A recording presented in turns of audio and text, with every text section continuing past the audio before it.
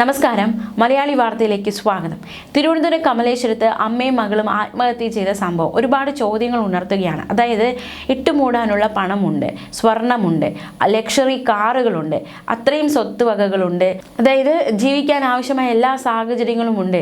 എന്തുകൊണ്ട് 6 വർഷത്തോളം കടുത്ത മാനസിക സംഘർഷങ്ങൾ, വിവാഹ ജീവിതത്തിൽ വിള്ളലുകൾ നേരിട്ടു, എന്നിട്ടും എന്തുകൊണ്ട് ഒരു വിവാഹമോചനത്തിന് ശ്രമിച്ചില്ല, അല്ലെങ്കിൽ അത്തരത്തിലൊരു ശ്രമം നടത്തി ഉണ്ണികൃഷ്ണനെ ഉപേക്ഷിച്ച് മറ്റൊരു ജീവിതം തിരഞ്ഞെടുക്കാൻ, അല്ലെങ്കിൽ ഉണ്ണികൃഷ്ണനെ ഉപേക്ഷിക്കുക എന്നിട്ട് മുന്നോട്ട് പോവുക എന്നൊരു തീരുമാനത്തിലേക്ക് ഗ്രീമ എന്തുകൊണ്ട് എത്തിയില്ല എന്നതടക്കമുള്ള ചോദ്യങ്ങൾ ശക്തമായിരുന്നു.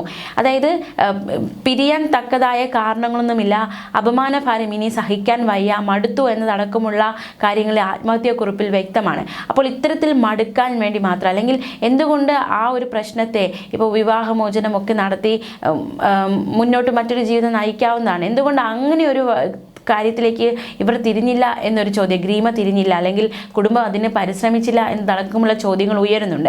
അതിനൊരു ഉത്തരം ഇപ്പോൾ നിലവിൽ അന്വേഷണത്തിൽ നിന്നും അന്വേഷണ സംഘത്തിന് മനസ്സിലാക്കാൻ സാധിച്ചിരിക്കുന്നത് ഗ്രീമയുടെ വാശി.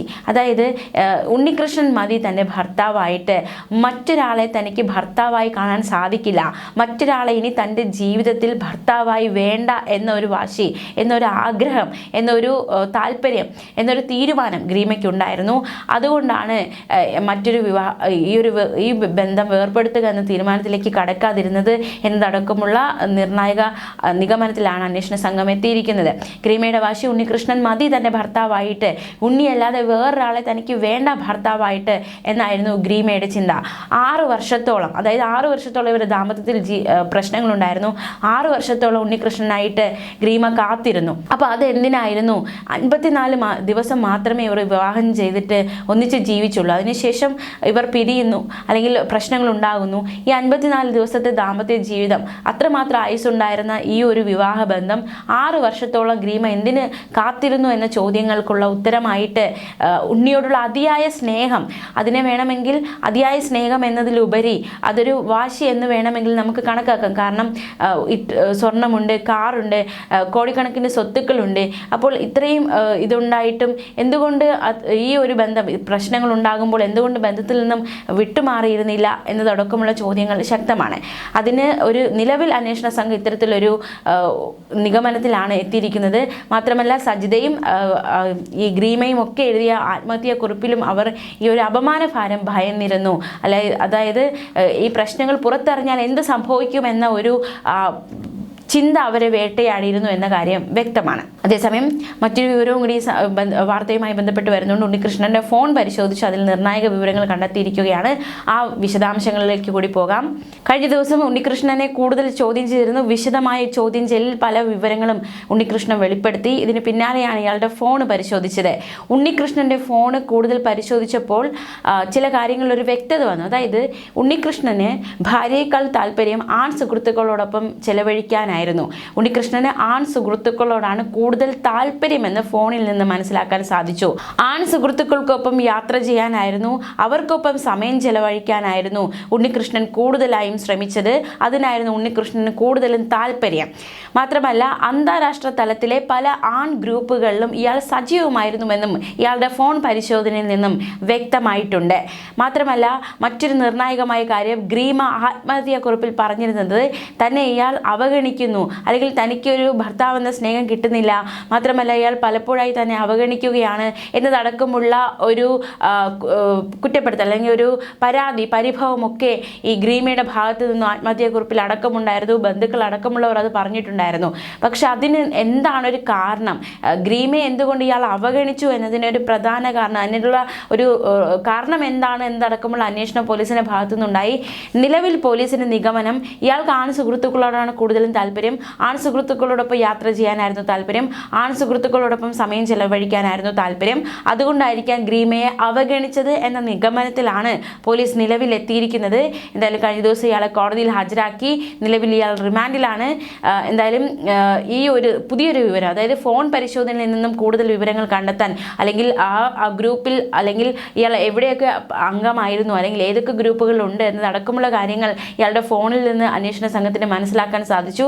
ഫോണിൽ വിശദമായ പരിശോധനയിൽ ഇത്തരത്തിലൊരു നിർണായകമായ വിവരത്തിലാണ് അന്വേഷണ സംഘം എത്തി നിൽക്കുന്നത്. കഴിഞ്ഞ ദിവസം പോലീസ് റിപ്പോർട്ട് വന്നിരുന്നു. ആ പോലീസ് റിപ്പോർട്ടിൽ വ്യക്തമാക്കുന്നത് ഗ്രീമയുടെ ഭർത്താവ് ഉണ്ണികൃഷ്ണൻ പരസ്യമായിട്ട് ഗ്രീമയെ അപമാനിച്ചു, ഇതുകൊണ്ടാണ് ഇവർ ആത്മഹത്യ ചെയ്തത് എന്നാണ് പോലീസ് റിപ്പോർട്ടിൽ വ്യക്തമാക്കുന്നത്. നിരന്തരമായ അവഹേളനത്തിൽ അമ്മയ്ക്കും മകൾക്കും കഠിനമായ മാനസിക വിഷമമുണ്ടായി.